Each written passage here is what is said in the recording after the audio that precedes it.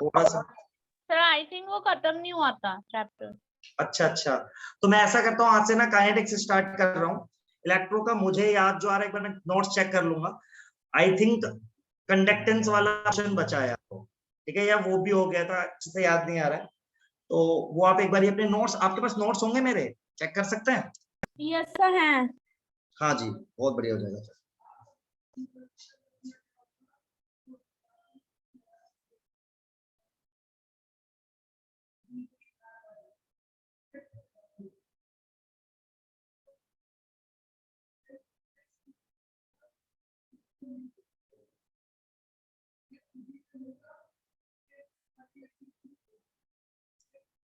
मिला?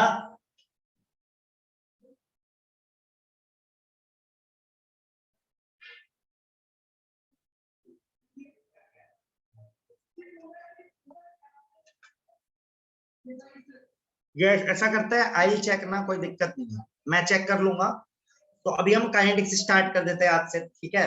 अच्छा सा चैप्टर भी है थोड़ा, और फिर इसमें जो भी रहेगा इसको अपन या तो रिविजिट करेंगे चैप्टर को, मुझे लगता है आप भी भूल गए होंगे, या जैसा भी हिसाब रहेगा कर लेंगे, चलेगा? ऐसा तरीका सही है बेटा? बोलिए। ओके, चलिए, सो हम स्टार्ट कर रहे हैं काइनेटिक्स सबसे, ठीक है? ठीक है, तो will start with the kinetics, right? तो ये चैप्टर ना काफी ठीक ठीक सा चैप्टर है, थोड़ी सी ज्यादा मैथ्स रहेगी इस चैप्टर में, लेकिन मैं आपको सारी बातें बताता रहूंगा, ठीक है? तो इस चैप्टर का मेन कंसर्न पॉइंट क्या है मैं बताता हूं आपको। तो इन जनरल देखो, काइनेटिक्स का मतलब क्या होता है? काइनेटिक्स का मतलब होता है कि आप टाइम के हिसाब से ना एक रिएक्शन को ऑब्जर्व कर रहे हैं, राइट? कि आप देख रहे हैं कि यार टाइम कितना कितना हो रहा है, जिससे आपको सबको पता है टाइम के हिसाब से रिएक्टेंट की कंसंट्रेशन या रिएक्टेंट का अमाउंट डिक्रीज हो रहा होगा और प्रोडक्ट का अमाउंट क्या हो रहा होगा? Increase, right? तो मैं ऐसे लिख दूं कि किसी भी रिएक्शन में रिएक्टेंट से प्रोडक्ट की तरफ अपन मूव करते हैं, है ना यार? अच्छा, अब तो सबसे पहले अब हमें सबसे पहले क्या करना पड़ता है? मेजर करना पड़ता है। आपने देखा होगा कई रिएक्शन बहुत तेज होती है और कई रिएक्शन बहुत स्लो होती है। कोई एक स्लो रिएक्शन का एग्जांपल आप मुझे दे सकते हैं क्या? बहुत स्लो रिएक्शन जो आपने देखी हो आज तक, आपके दिमाग में आता है क्या कुछ? Sir corrosion.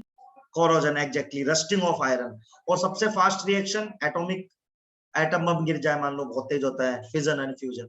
सो हर रिएक्शन की रेट होती है बेटा, ये बताना चाहता हूँ, ठीक है? अब रेट क्या होती है? रेट को डिफाइन करने के लिए हमारे को होता है कि हम करते हैं change in concentration. Change in concentration, concentration का मतलब होता है बेटा मोलैरिटी अपनी भाषा, divided by change in time, ठीक है? मतलब I can write C2 minus C1, T2 minus T1। तो C1 जो कंसंट्रेशन है वो T1 टाइम की है और T2 टाइम की कंसंट्रेशन है C2। तो change in concentration with respect to time क्या कहलाएगा बेटा? रेट कहलाएगा। अब रेट को यदि मैं रिएक्टेंट के टर्म में भी डिफाइन कर सकता हूं, तो rate in terms of reactant, यदि मैं रिएक्टेंट के टर्म में डिफाइन करूंगा तो क्या हो जाएगा? रेट रेट हो जाएगा R2 minus R1 divided by T2 minus T1। अच्छा एक बात बताओ, R2 छोटा होगा R1 से या बड़ा होगा? छोटा होगा या बड़ा होगा? बोलिए। रिएक्टेंट का कंसंट्रेशन टाइम के साथ क्या होता है बेटा? डिक्रीज होता है ना। तो यदि इनिशियली आपने R1 लिया है तो जाहिर सी बात है R2 तो R1 से क्या होगा? छोटा। तो ये चीज नेगेटिव आएगी, जिसपे मैं गोला कर रहा हूं, तो रेट नेगेटिव आएगी।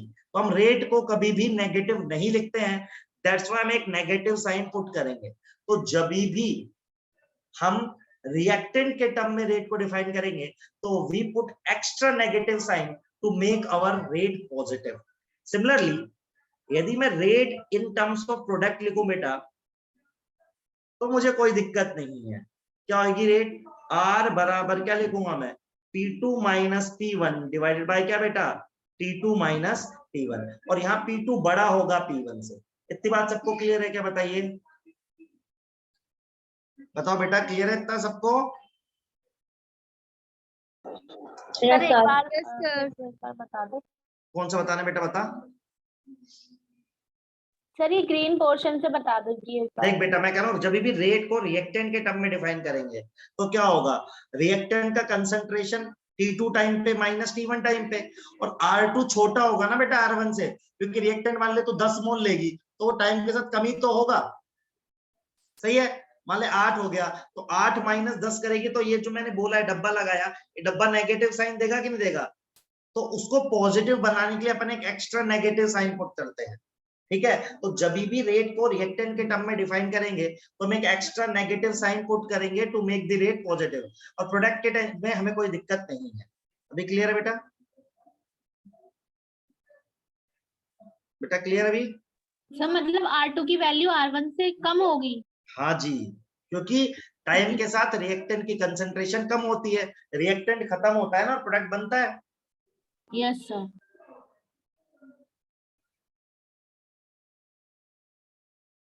सर आपने इलेक्ट्रोलाइसिस तक पढ़ाया था। ठीक है, तो कंडक्टेंस बचा है वो मैं पढ़ा दूंगा, कोई प्रॉब्लम नहीं है, कंडक्टेंस मैं पढ़ा दूंगा। अभी ये स्टार्ट कर लेते हैं, स्टार्ट किया है, ठीक है।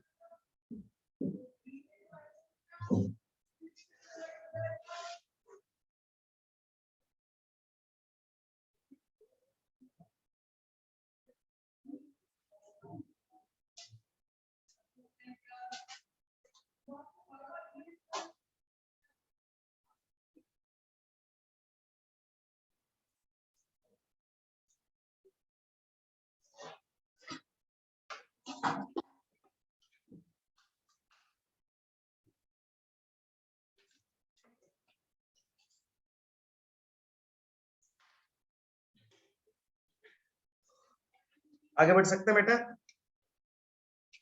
सर 1 मिनट बस। हाँ जी, हाँ जी।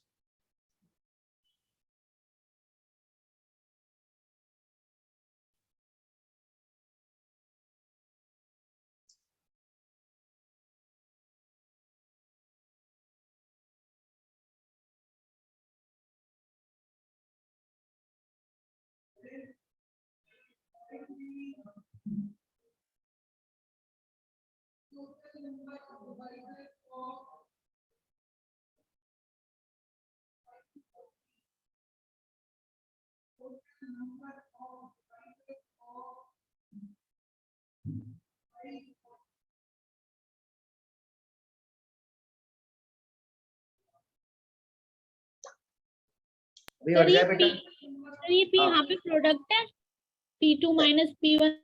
हाँ, P2 है प्रोडक्ट की कंसंट्रेशन एट टाइम T, सही है। Yes sir. Yes sir, done. चलिए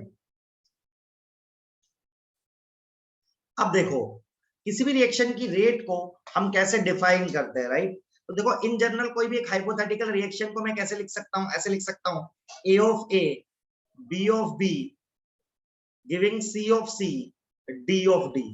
तो देखो A B C D, तो कैपिटल A और B रिएक्टेंट है, C और D प्रोडक्ट है, तो रेट को आप किसी के भी टर्म में डिफाइन कर सकते हो। आप A के टर्म में भी रेट को डिफाइन कर सकते हो। A के टर्म में कैसे डिफाइन करोगे, change in concentration of A, ये स्क्वायर ब्रैकेट का मतलब कंसंट्रेशन होता है और D का मतलब होता है चेंज, डिवाइडेड बाय टाइम। चूंकि A रिएक्टेंट है उसमें माइनस लगाएंगे और जो भी उसकी स्टोइकियोमेट्री है ना उससे डिवाइड करेंगे बेटा। जैसे कि बी के टर्म में डिफाइन करनी है तो कैसे लिखेंगे, -1 upon stoichiometry change in concentration of B with respect to time. C के टर्म में भी डिफाइन कर सकते हैं, 1 upon C change in concentration with respect to time. और याद रखना प्रोडक्ट में माइनस नहीं आता है, ठीक है। ऐसे ही लिखेंगे 1 अपॉन डी, कोई भी किसी भी इक्वेशन से आप रेट निकाल सकते हो। जैसे सुनना, भी मैं एक एग्जांपल ले रहा हूं, आपको ज्यादा समझ में आ जाएगा। ऐसे N2 plus thrice of H2 gives twice of NH3। इस रिएक्शन की रेट को आप कैसे भी डिफाइन कर सकते हो, आप N2 के टर्म में भी कर सकते हो। N2 के कैसे करोगे, change in concentration of N2 with respect to time, और माइनस आएगा, इसका स्टोइकियोमेट्री कितना है 1, तो 1 से डिवाइड कर दिया। इसको H2 के टर्म में भी डिफाइन कर सकते हो, तो कैसे लिखेंगे, -1/3 change in concentration of H2 with respect to time. हम NH3 के टर्म में भी कर सकते हैं, तो कैसे लिखेंगे, 1/2 पॉजिटिव रहेगा क्योंकि NH3 प्रोडक्ट है। समझ गए क्या बेटा सब लोग, ये क्लियर है क्या? इस तरीके से रेट डिफाइन करते हैं। तो स्टाइकियोमेट्री से डिवाइड करते हैं, रिएक्टेंट है तो माइनस लगाते हैं, प्रोडक्ट है तो माइनस नहीं लगाते हैं। इतना क्लियर है बेटा? Yes sir. इसको भी लिखेंगे।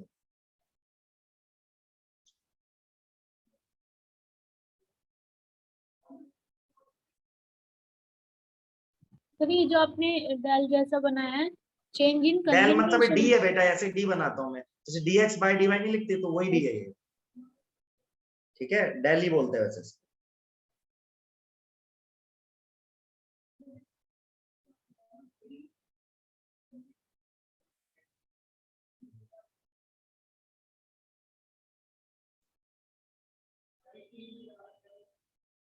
सही बेटा?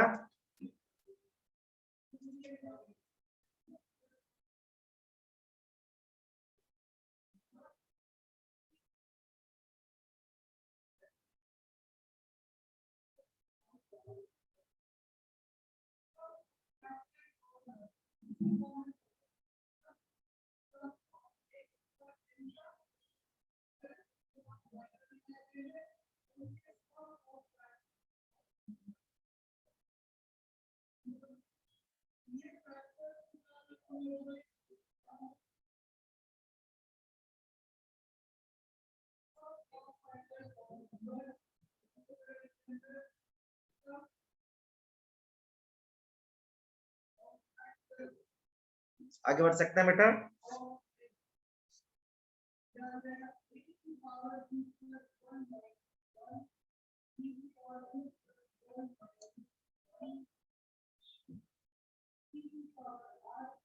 Yes sir. ठीक है, अब सुनिए, अब हमें पढ़ना है रेट लो। तो ध्यान से सुनना, रेट लो ना, पहली बात तो मैं बता देता हूं, ये एक्सपेरिमेंटल होता है। पहली बात यही बोल रहा हूं मैं, एक रेट लो लिखा जाता है किसी भी इक्वेशन के लिए, वो एक्सपेरिमेंटल होता है, रिएक्शन को देखकर नहीं लिख सकते हो, कैसा दिखता है वो देखिए। R बराबर के कंसंट्रेशन की पावर ऑर्डर, अभी बता रहा हूं मैं, इसमें कंफ्यूज नहीं होना। के क्या है यहाँ पे, रेट कांस्टेंट है बेटा। अब ऑर्डर क्या है मैं बताता हूं, देखो जैसे मान लो कोई रिएक्शन है, उसका रेट लो ऐसे लिखा हुआ है, R बराबर k A raise to the power 0, है ना। एक बार बताओ, मान लो मैं A के कंसंट्रेशन को डबल कर दूं, क्या कर दूं मैं, A के कंसंट्रेशन को डबल, A की जगह 2A कर दूं, तो रेट कितनी आएगी बताओ। जैसे मान लो मैं क्या क्या बोल रहा हूँ, जैसे पहले मैंने ये मान लो R1 रेट आ रही है, अब मैं ना R2 बनाता हूँ एक ही कंसंट्रेशन को डबल करके, तो बताओ रेट में कोई चेंज आएगा या नहीं आएगा? क्या R1 R2 के बराबर है? No sir. क्यों बेटा? है तो देख, समथिंग की पावर 0 क्या होता है, 1। यस ये भी सर, 1 है, ये भी 1 है, तो ऊपर में भी R1 किसके बराबर आ रहा है, के, नीचे में भी R2 किसके बराबर आ रहा है, के। समझे? तो यदि किसी का रेट लो ऐसा लिखा आ रहा है, देखो इसका क्या मतलब है, ध्यान सुनिएगा, यदि किसी का रेट लो ऐसा लिखा आ रहा है, R equal to k A raise to the power 0, इसका मतलब है चाहे आप एक ही कंसंट्रेशन को कितना भी चेंज कर ले, रेट चेंज नहीं होगी। लेकिन यदि मैं लिख दूं R बराबर k A raise to the power 1, अब देखो यदि आपने A को 2A कर दिया तो रेट दुगनी नहीं हो जाएगी क्या? देखो A को आपने 2A कर दिया तो रेट कैसी हो जाएगी, दुगनी। अच्छा यदि मैं ऐसा लिख दूं, R बराबर k A raise to the power 2, अब देखो यदि आपने A को 2A कर दिया तो रेट 4 टाइम्स हो जाएगी। ये बात समझ में आ रही है क्या? यदि मैं A को 2A कर दूं तो रेट कितनी हो जाएगी बेटा, 4 टाइम्स। क्लियर है क्या? तो ये जो आ रहा है ना, ये जो नंबर आ रहा है, इस नंबर को बोलते हैं ऑर्डर। क्या बोलते हैं अपन, ऑर्डर। ऑर्डर क्या है, ये बताता है how rate will change, rate will change when you change the concentration. इतनी बात समझ में आ रही है क्या? How rate will change when you change the concentration. इतनी बात समझ में आ रही है बेटा? बताओ। जैसे के बाद सर क्या मतलब लिखना है? जब 0 होगा, ए ऑर्डर 0 होगा तब क्या होगा, मतलब बेटा रेट? जब तो ए की पावर 0 मतलब 1 आता है ना, तो एक को तू 15 ए भी कर देगी, तभी भी 15 ए की पावर भी तो 0 1 ही रहेगा। यस सही है। सर। जैसे कोई बोलो ऐसे लिख दे r बराबर के A raise to the power 3, मतलब इस रिएक्शन का ऑर्डर 3 है। अब यदि मैं ए को 2a कर दूं तो रेट कितनी टाइम्स हो जाएगी बताओ? सर 4। कैसे 4? ए को 2a करेगी यस लड़की 2 2। तो 2 का क्यूब होएगा ना, 8 टाइम्स हो जाएगी। कितने टाइम्स हो यस जाएगी? सर 2 का क्यूब। समझ रहे हो कि नहीं समझ रहे हो? तो ऑर्डर क्या है? ऑर्डर बताता है कि जब आप कंसंट्रेशन चेंज करोगे तो कैसे रेट चेंज होगी। क्या बात सबको समझ में आ रही है? क्या बताओ बेटा? क्लियर है सबको? बोलो यार जल्दी, आया ना? Yes sir. इसको लिखेंगे सब लोग एक बार ही।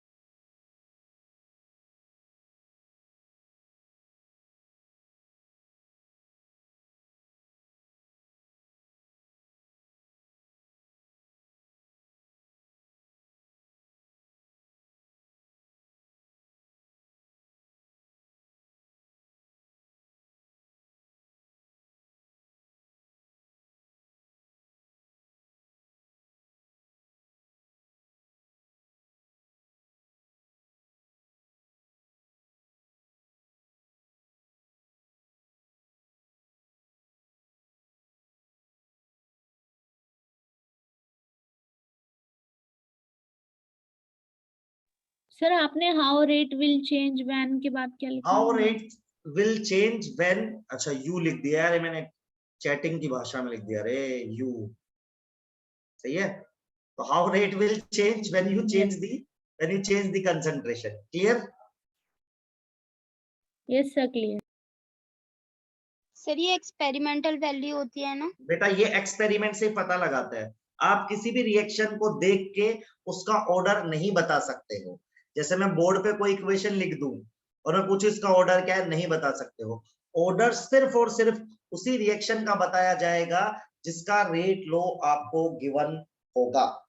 क्लियर है? सर ऑर्डर हमें गिवन होता है क्वेश्चंस में? रेट लो गिवन होता है। अभी जैसे मैं एक बार ये लिख ले फिर मैं दूं, रेट लो गिवन होता है तो रेट लो से तो ऑर्डर लिख ही सकते हैं ना। Yes sir.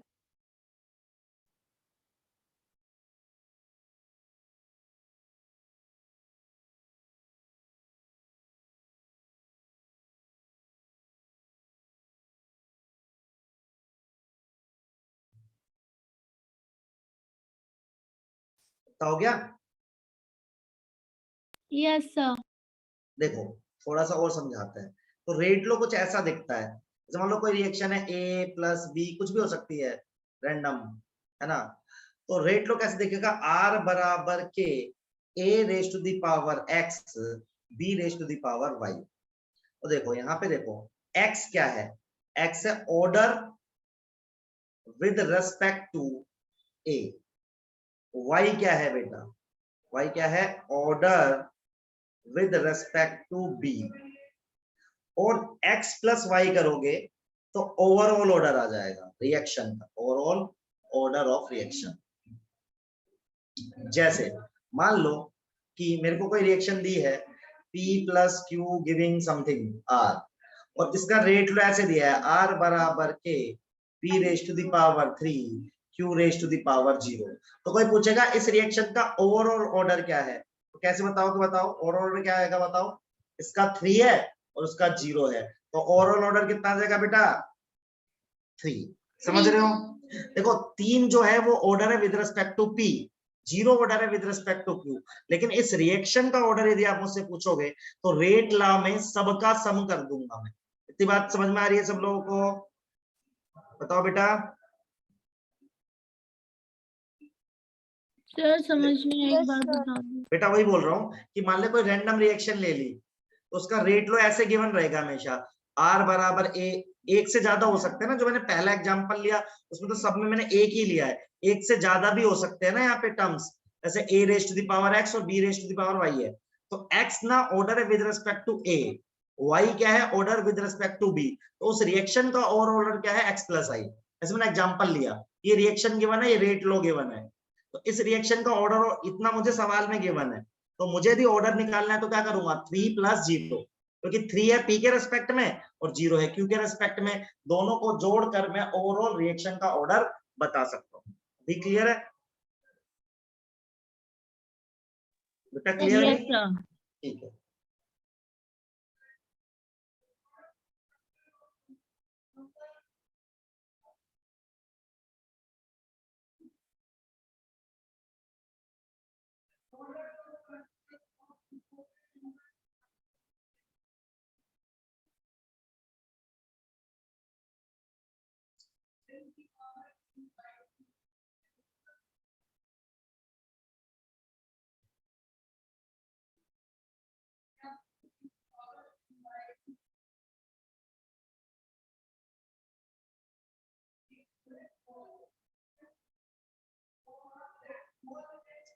और सर जैसे आपने इसमें बताया था कि रेट जैसे यहाँ पे 3 लिखा है तो 3 की पावर 3, तो इसमें ऐसा नहीं हुआ कुछ भी, नहीं बेटा, इसमें इसमें भी डायरेक्ट। होगा, इसमें P और Q दोनों के चेंज होने से रेट चेंज होगी ना, तो दोनों के रेस्पेक्ट में ऑर्डर लिखा है इसलिए।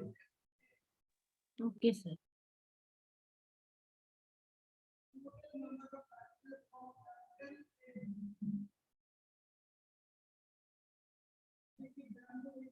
सर ऑर्डर फ्रैक्शन में भी हो सकता है? बिल्कुल, अभी मैं पूरा डिटेल डिस्कस करूंगा ऑर्डर पे, थोड़ा सा टाइम दे दो मुझे, ऑर्डर फ्रैक्शन में भी हो सकता है, नेगेटिव भी हो सकता है, सब लिखवा रहा हूँ, थोड़ा सा टाइम दो बस, बट आपको अभी ये समझ में आना चाहिए दिस इज एक्सपेरिमेंटल, ठीक है, आप सिर्फ और सिर्फ ऑर्डर तभी निकाल सकते हैं तब आपको रेट लो गिवन हो, विदाउट रेट लो ऑर्डर निकालना ही गलत है, ठीक है, इतना समझ में आ गया? सही है, बढ़ जाऊं आगे बेटा? Yes sir.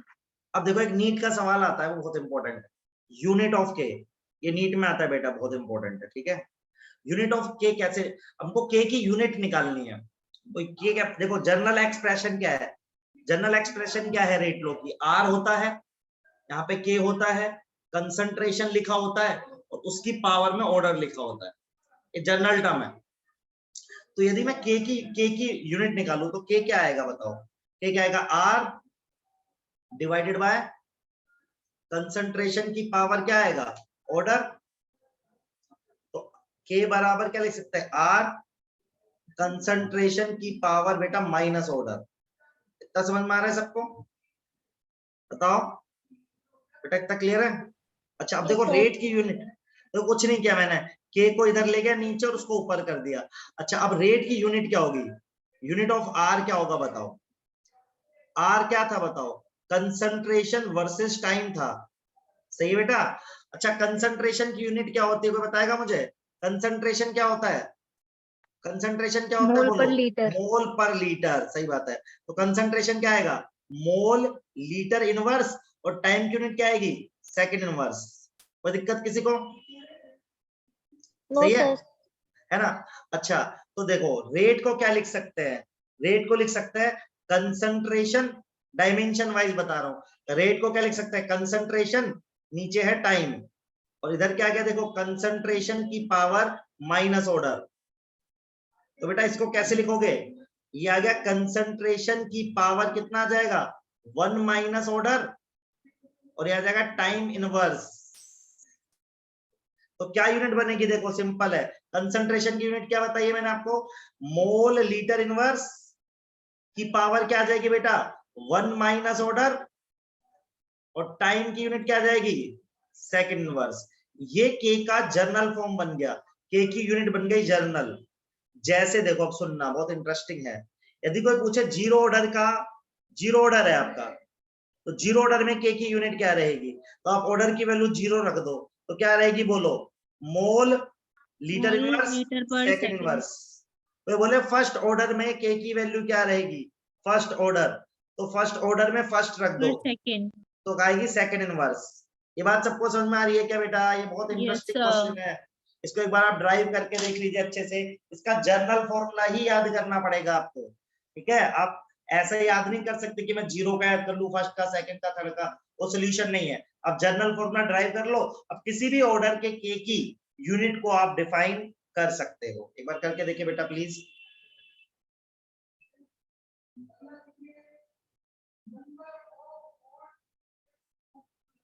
सर एक बार और बता दो। हाँ,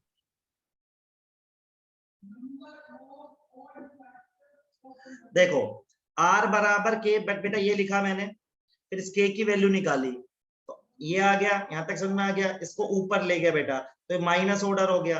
अब इसका डायमेंशन क्या होता है? Concentration versus time. तो ये क्या हो जाएगा? कंसंट्रेशन 1 माइनस ऑर्डर हो जाएगा, ठीक है? और टाइम Yes, इनवर्स sir. आ जाएगा बेटा, बस।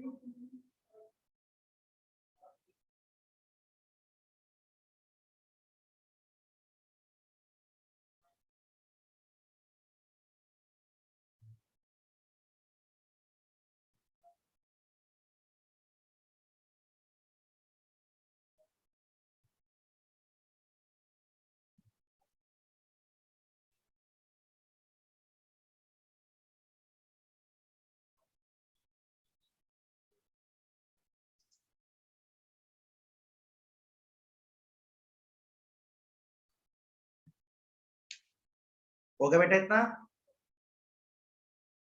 Yes sir.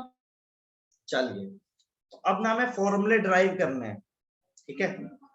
तो सबसे पहले अपन इसको बोलते हैं integrated rate law.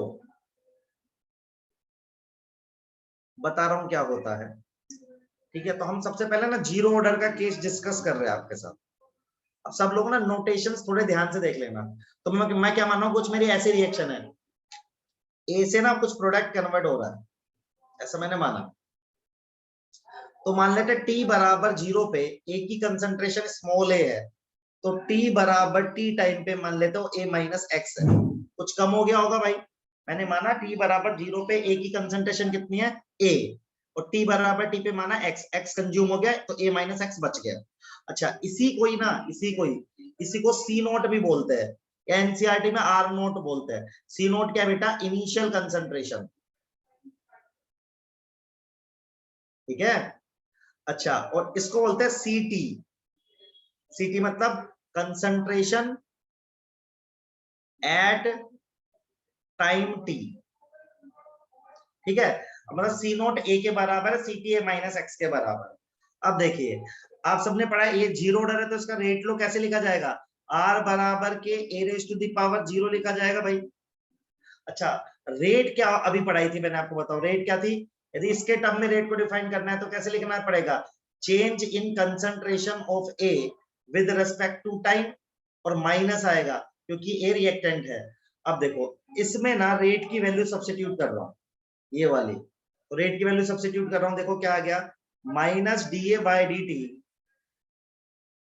Equals to k, A की पावर 0 तो बेटा 1 हो जाएगा, तो छोड़ दिया। देखो इसको कैसे लिख सकते हैं? Minus d A equals to, ये आ गया के डी टी। इसको इंटीग्रेट करेंगे बेटा, ये कहां से कहां चले? 0 से लेके टी, ये कहां से कहां चले? सी नोट से लेके सी टी। देखो ये ऐसा आ गया डी एक्स। dx का इंटीग्रेशन क्या होता है बेटा? x ही होता है। तो देखो dA का इंटीग्रेशन क्या होगा बेटा? a। इसकी लिमिट क्या रखोगे? c नोट से लेके ct, माइनस आ रहा है यहाँ पे, और इसका इंटीग्रेशन क्या आएगा? k t। t की लिमिट क्या आएगी? 0 से लेके t। सब्स्टिट्यूट कर दो बेटा, तो ये क्या बनेगा देखो, इसको सोल्व करोगे तो क्या आएगा, final CT minus C naught equals to, ये तो आ जाएगा KT, बाहर माइनस है, तो फाइनली आप क्या लिख सकते हो, देखो लिख सकते हो C naught minus CT equals to KT। तो CT की वैल्यू देखो, CT को C नोट से रिलेट कर सकते हो, तो CT बराबर क्या आ जाएगा, देखिए CT बराबर आ जाएगा C नोट माइनस KT। ये पहला फॉर्मूला आ गया बेटा। देखो ये समझ में आया क्या आप लोगों को, बहुत इजी था ये बेटा, समझ में आया। ये आपके बोर्ड में भी डेरिवेशन आएगा, यस सर। एक बार सब लोग करके देख लीजिए, जहां दिक्कत आए पूछ लीजिए। सर आपने CT is equal to concentration at time D लिखा है। टाइम T लिखा है, T टाइम पे एक ही कंसंट्रेशन के, टाइम T करके देखिए सब लोग, ये आपको क्लियर होना चाहिए बेटा, ये डेरिवेशन आएगा आपके एग्जाम में।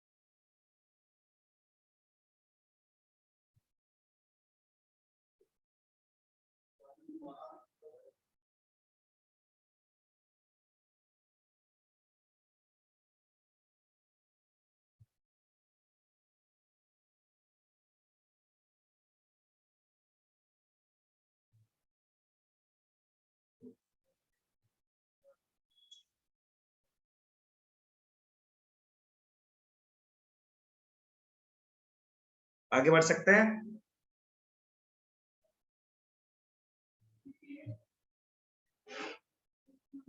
इतना हो गया। Yes sir. चलिए, तो आपने एक फॉर्मूला ड्राइव कर लिया, this formula will be equal to क्या है, CT बराबर C नोट माइनस KT। अब देखो एक और फॉर्मूला ड्राइव कर सकते हो आप CT की वैल्यू क्या पुट कर सकते हो, A minus x, C note की वैल्यू आप A पुट कर सकते हो इक्वल टू KT। देखो इस A से A कट गया, तो माइनस एक्स बराबर माइनस KT, सो एक और फॉर्मूला आ गया x बराबर KT। देखो ठीक है, और फॉर्मूले ड्राइव करते देखो इसी फॉर्मूले से। अब ना एक होता है टी हाफ, टी हाफ क्या होता है, तो टी हाफ वो टाइम होता है बेटा, ठीक है, टी हाफ वो टाइम होता है जिस पर आपकी कंसंट्रेशन आधी हो चुकी है। ऐसे आपने यदि 10 मोल लिए थे तो 5 हो गए, मतलब टी हाफ पर CT की वैल्यू क्या होगी, C naught by 2। T half क्या है, वो टाइम है जब आपकी कंसंट्रेशन ना इनिशियल कंसंट्रेशन की आधी हो चुकी है, मतलब CT की वैल्यू कितनी, CT की वैल्यू टी हाफ पर कितनी होगी, C नोट बाय 2। तो आप कैसे लिखोगे, CT equals to C naught minus KT। तो आप यहाँ CT की वैल्यू रखोगे C naught by 2 equals to C naught minus K, और ये कौन सा टाइम आ गया, आप टी हाफ, इस टाइम पे बात कर रहे हैं। इसको भी सोल्व कर सकते हैं बेटा, तो क्या जाएगा, K टी हाफ बराबर क्या जाएगा, C naught minus C naught by 2, and that's why this T half will be equals to क्या जाएगा, C naught by 2K। Again important formula. ये समझ में आया क्या, बोलो हाँ या ना बेटा, टी हाफ समझ में आ गया सबको, हाँ बोलो बेटा, क्या बोल रहे थे, नहीं आया समझ, ये आ गया है, बताइए। सर आ गया समझ। अच्छा, अब जैसे टी हाफ होता है ना, वैसे होता है टी इनफाइनाइट। टी इनफाइनाइट का मतलब है कि आपकी रिएक्शन खत्म हो चुकी है। खत्म मतलब सीटी की वैल्यू क्या हो चुकी है, 0।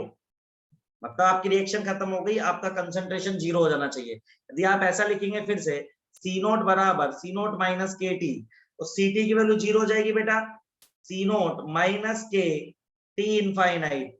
सो आई कैन राइट के, मतलब के टी इनफाइनाइट बराबर क्या आ जाएगा बेटा, सी नोट बाय के। Again important formula. तो देखिए मैंने 4 फॉर्मूले ड्राइव कर दिए हैं जो 0 ऑर्डर के हैं। ये चारों फॉर्मूले हैं जो आपको आने ही आने चाहिए। This is number 1, number 2, number 3, number 4। देखिए एक बार सब आप ड्राइव करके देख लीजिए, जहां डाउट आए पूछ लीजिए।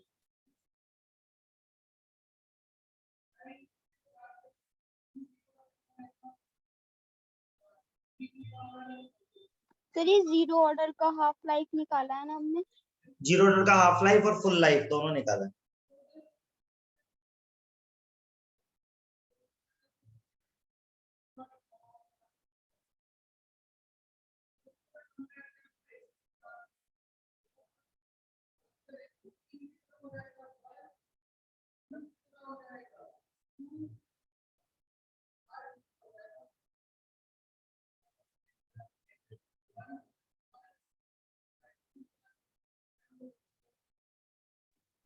तो ये आपने टी इनफाइनाइट लिखा है ना?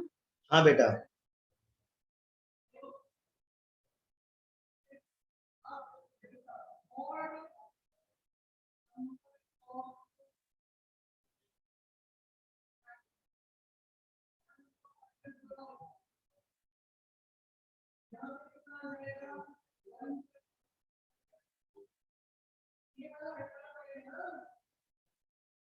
तो हो गया।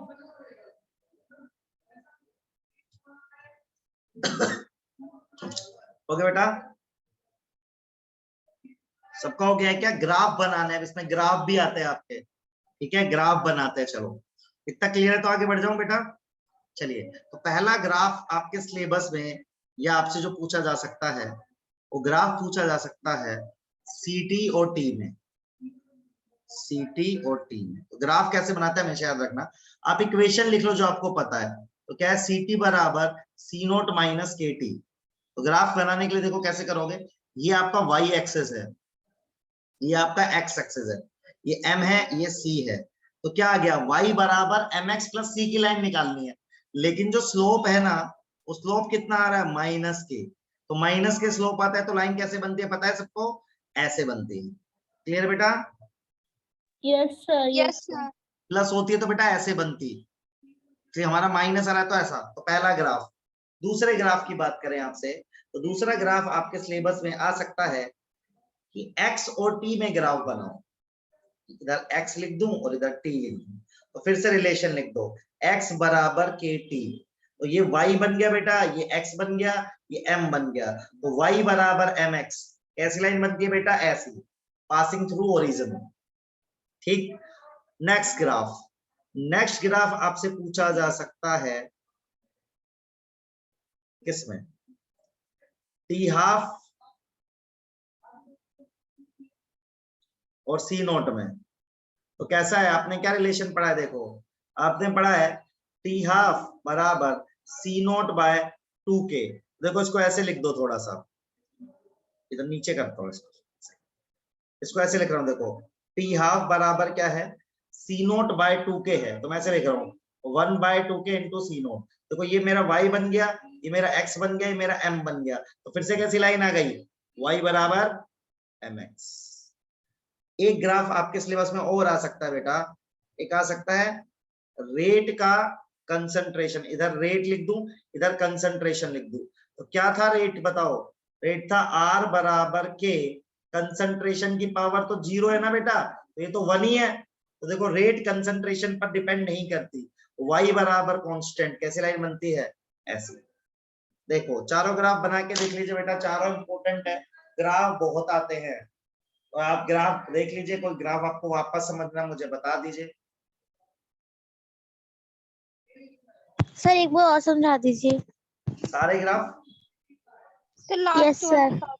देखो पहला ग्राफ था CT और T में, तो लिखा CT बराबर C नोट माइनस KT। तो ये मेरा y एक्सिस है, ये मेरा x एक्सिस है, ये MIXC है। तो y बराबर mx प्लस c की लाइन बनी, लेकिन स्लोप आ रहा है नेगेटिव, तो मैंने नेगेटिव स्लोप की लाइन बनाई। पहला क्लियर है, बताओ। Yes sir. फिर देखो दूसरा था x और t में, तो x और t में ग्राफ बनाया, तो ये y ये x, तो y बराबर mx, passing through origin line आ गई, दूसरा ग्राफ। तीसरा ग्राफ है t नोट t हाफ और c नोट में, तो रिलेशन था ना t हाफ बराबर c नोट बाय 2 के, तो मैंने इसको ऐसे लिख दिया। तो ये मेरा x बन गया, ये m बन गया, तो y बराबर mx बन गए फिर से। लास्ट ग्राफ था रेट ऑफ कंसंट्रेशन में, तो r बराबर कंसंट्रेशन की पावर 0, तो ये तो 1 ही है ना बेसिकली, तो y बराबर क्या आ रहा है, कांस्टेंट, y बराबर कांस्टेंट की ये लाइन होती है। ये क्लियर है बेटा? Yes sir. ठीक है, एक बार लिख के देख लीजिए आप।